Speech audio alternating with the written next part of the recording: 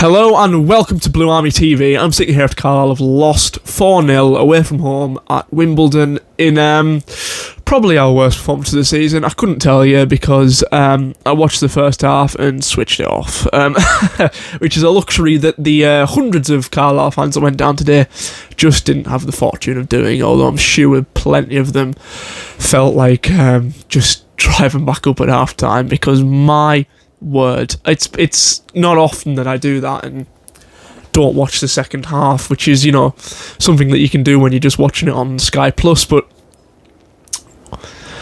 look, the only positive to come from today is Callum Guy and Taylor Charters getting some minutes after the 60th minute or whatever they came on. Today can be a positive, alright? I'm looking at the manager, and he really hasn't impressed me since he came in, and I mean that in his interviews. But, and I would never call for a manager to get sacked this early, but today can be a positive if you learn from what went wrong today, because everything that went wrong today is just a heightened version of what's been going wrong since the Swindon game, since Mike Williamson came in. You're playing a back three of, admittedly, Terrell Thomas is for some reason out on international duty. Fair play. There's not really much you can say about that. Aaron Hayden just appears to have disappeared off the face of the earth. So we're at the minute playing with Ben Barkley, Sam Lavelle, and John Mellish. Not one of them are suited to a kind of playing out from the back style of play. Ben Barkley and Sam Lavelle just can't pass. John Mellish is some kind of abomination of, he doesn't pass. He decides to run with it, which is, what he's been quite productive at doing. We've got two fullbacks in Davies and Harper, who again aren't suited to this style of players. Paul Simpson said when they came in that they were bought because they had good crosses, and they do. That's what they've been brought in to do. They're there to run the channels, get crosses into the box, which we're not using them for. You look at the midfield, Vila and Neil, unimpressive again. I don't think they're suited to this style of play. Then you've got, Charlie Wyke, a big target man who, he's not suited to, I feel like I'm repeating myself, a big target centre forward, a big number 9 that, doesn't press, really, isn't very quick, and isn't built for that kind of pass and, hold the ball and pass. So stop trying it. Mike Williamson, I'm not going to turn on him this quickly. He's tried to implement his ideas. They haven't worked.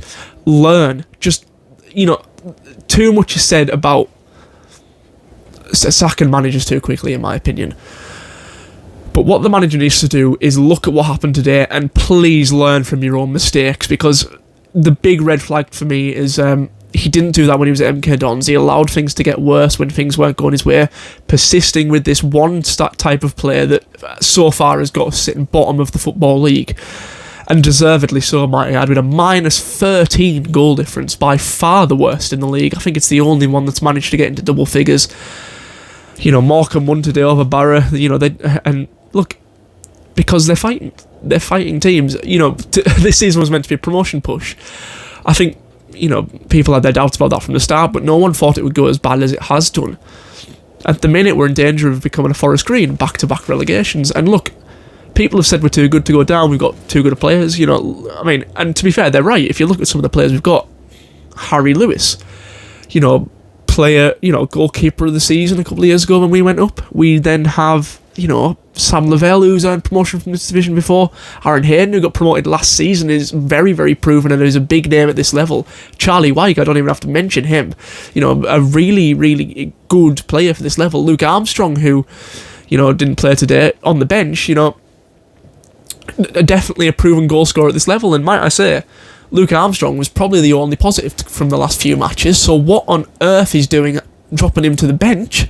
He's the only centre forward we've got that can do that kind of pass and move, make runs. He's the only one. Charlie Wyke doesn't do that. Luke Armstrong is the centre forward that most fits Mike Williamson's style of play, and he doesn't use him.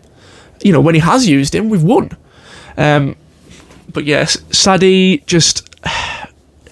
He looked bright when he first came into the club, and I think a lot of that has to do with the partnership with him and Adu Adjei, who is injured now as well. He just looks lightweight. He honestly just looks a bit too lightweight for the division. But yeah, I think the only players that are really suited that we've got to play this Mike Williamson style of football is potentially Luke Armstrong and our goalkeeper Harry Lewis, who, for that second goal today, he does it far too often. He gets away with it a lot, but just palming balls into the middle. I'm not expecting him to catch it. You know, a lot of people would, and probably rightfully so for that shot, because it wasn't the most difficult one in the world. It was from way outside the box, low. You know, keep hold of that. But at the very least, push it wide. You know, people are saying it wasn't his fault on Twitter, but I'm sorry, but if you push it directly back into the centre, there's gonna be problems, and there was, and it didn't get up in time to deal with it. It was an easy finish. We've conceded a hat trick. Yeah, it's just not been a good day, and there's no positives to come from it, except hopefully Callum Guy can get back to his best. There's something to say about the fact that, you know, we were looking like we were going to concede 5 and 6, and when he came on, you know, sort of heard. I didn't watch this far, which, to be fair, I probably should have if I'm coming on to make this video. I imagine Wimbledon just took their foot off the gas, but we didn't concede after Callum Guy came on. But yeah, man, it's tough at the minute. I can't be bothered doing this again, and I feel so sorry for the Piatex, because I don't think it's their fault. I think a large part of this has to come down to recruitment, and I think you've got to start thinking, we've sacked the manager, great, we need to get a new recruitment staff. Greg Abbott just, you know, hasn't done his job. We've got players here who are big names, yes, and it just looks like we've thrown money around with no plan. We've thrown money at big players with no style of play in mind. Well, actually, that's not telling the entire truth, because we tried to how do I say, we signed players to fit into a Paul Simpson style with no wingers, and now when we've got a new manager in, we can't play any other way because we don't have any wingers. It's honestly, it's such a difficult one, because I don't blame the owners at all, but what you've got to say and what they'll think is that since we've come into the club, we've been relegated once, and it looks like it's going to happen again. And let me warn you, just real quickly, let me just say, if we get relegated into non-league, we're not coming back up. Or at least not anytime soon. Because non-league, you know, despite the presumed drop in quality, is one of the most difficult divisions to get promoted from. Just look at Oldham. Just look at what happened to Scunthorpe. Just look what's happened to Hartlepool since they've gone down yet there. You know, there are teams that are constantly getting top half into the playoffs, but unless you finish first in that division, there's no guarantee of getting promoted. You know, getting promoted from League 2, 4 teams go up. But if we finish in that bottom 2, I think that, you know, I just don't know what's going to happen. And honestly, I'm just worried for my football club. I can't be doing with this again this year, because there was so much pain and so much heartbreak last year. And it looks like, you know, with two wins, 8 losses, 1 draw, we're nearly a quarter of the way through the season, and things aren't going well. Yes, it's early on in the season, but I refuse to believe we're not in a relegation battle until I'm proven otherwise. But yeah, look, today's not a video I wanted to make. It's not a game I wanted to watch, to be honest. It's got to that point again, which it hasn't been for a while. I don't think it ever got to this point last year where going to the games is an absolute chore. It's so... because you know what's going to happen. And I think that mood does affect the players as well, but it's not our job to lift the players, it's the players' job to lift us. And, you know, people go into the ground, and I know people that were at that game today, and I know how hostile and how frustrating, how angry that away end were, and rightfully so.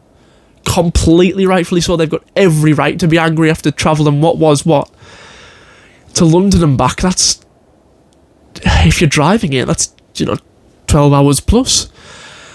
To get served with that, it's just, it's demoralising.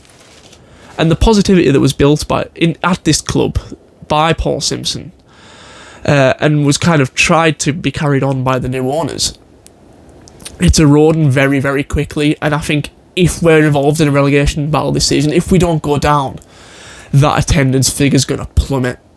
it's going to absolutely plummet. And I remember the days of 3,000 crowds every week, because it's happened. It happened under Stephen Presley. It happened, in bad spells under Chris Beach and under Keith Millen. We're blessed with a very good attendance at the time, but at this current time, but I've seen it drop below 3,000 before. I remember Notts County at home, the 3-1 loss in the rain. It was the first time I'd seen in a league match the attendance drop that low. And if we fall to the bottom of this league and stay there, that attendance is going to come back. People are going to stop coming to the games, and I don't blame them.